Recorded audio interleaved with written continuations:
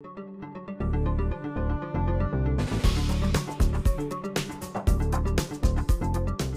no question about that. We have the cure. We have the cure and we understand the cure. Welcome to ASH News TV. I'm Rachel Kopchak. And I'm Ed Highland. Breaking news leads the way at the Ernest Beutler Lecture with a promising treatment for APL. Here's a look at what an over 20-year international collaboration can accomplish. 30 years ago, APL was among the most dreaded and lethal forms of leukemia. Now, thanks to these two doctors, APL is curable. We demonstrated using mouse models that the key role of the degradation of the key driver of acute promyelocytic leukemia, the PML-RER protein, which can be degraded by the two active drugs, retinoic acid and arsenic. Arsenic also targets a normal protein called PML, and all this converged to eradicate the disease in virtually all patients. So I think this is a remarkable example, because not only are all patients cured, which is of course what we all aim for, but we also understand what's going on. That is something very good for patients, I have to say, but also for the collaboration among the hematologists from all countries. Yeah. That's why I especially mentioned that we should support more development of hematology in the developing world.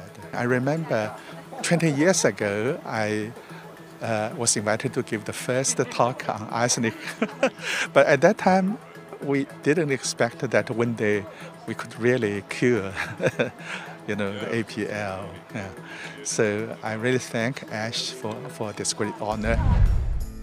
Dr. David Scadden is the recipient of the Thomas Lecture for his prodigious work on the bone marrow hematopoietic microenvironment.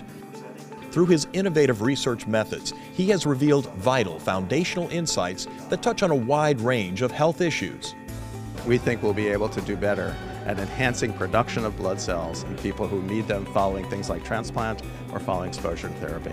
We're also hopeful that we'll understand some of the triggers for ultimate development of malignancy that we think potentially we could intervene with and help.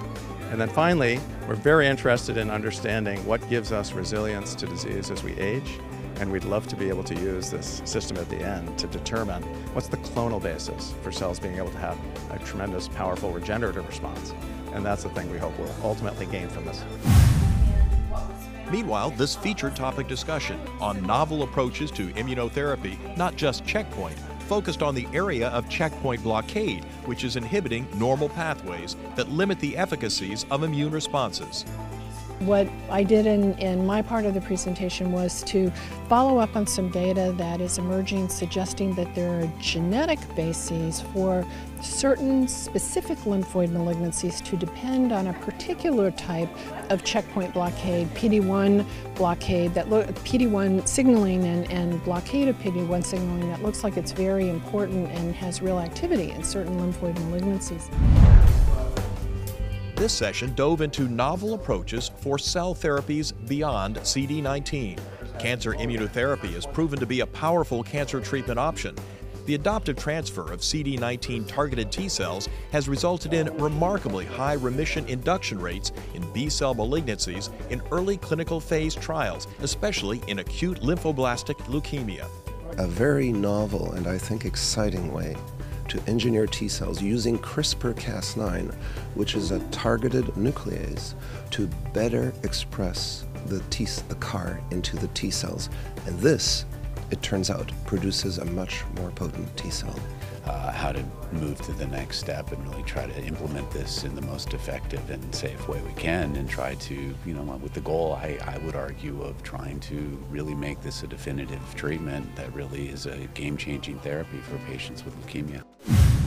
The work of a hematologist can have a global impact. There are many programs that use new technology to help improve the hematology care in low-resource areas, such as one program that's utilizing drones to deliver blood.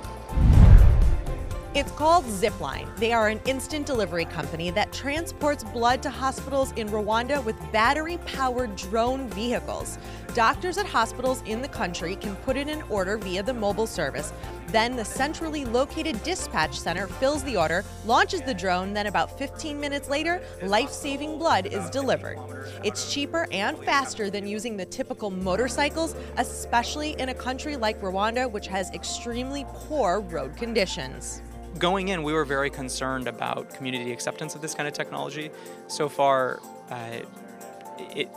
the patients who are serving get it completely, and the doctors get it completely, because they've been living these problems for decades of saying, okay, I'm trained, I'm a doctor, I want to help this patient, but I don't have the basic medical product I need, so instead I'm going to watch this patient die in front of me. So when you go and ask Rwandans what they think of the airplanes, they just say it's a sky ambulance, which is such a simple and elegant way of understanding it. And so I really think actually that people in Rwanda understand the potential impact of this technology better than we do here in the US. Two other programs that are saving lives globally include Sickle Scan, which is a multiplexed qualitative point-of-care immunoassay used for the rapid diagnosis of sickle cell disorders.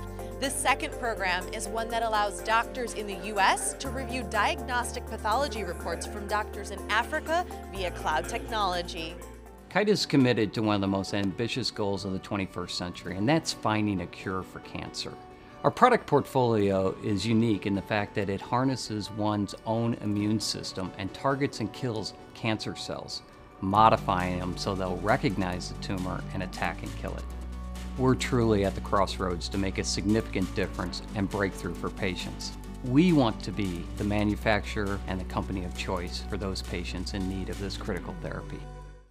More great science is being presented here at the annual meeting. This next symposium covers mechanisms linking thrombosis and organ failure medicated by two different types of receptors.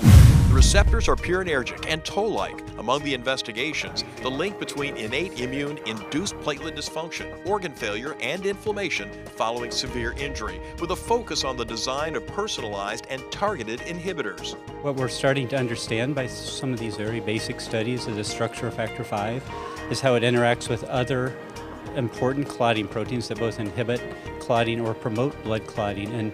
And once you understand these diseases or these molecular interactions, we can start to apply them to different kinds of bleeding and clotting disorders very specifically. The nanochip, which will measure coagulation, is led by a group at Case Western University, where they are really using electric properties of a fluid to monitor by spectrophotometry the ability of such blood to coagulate or not.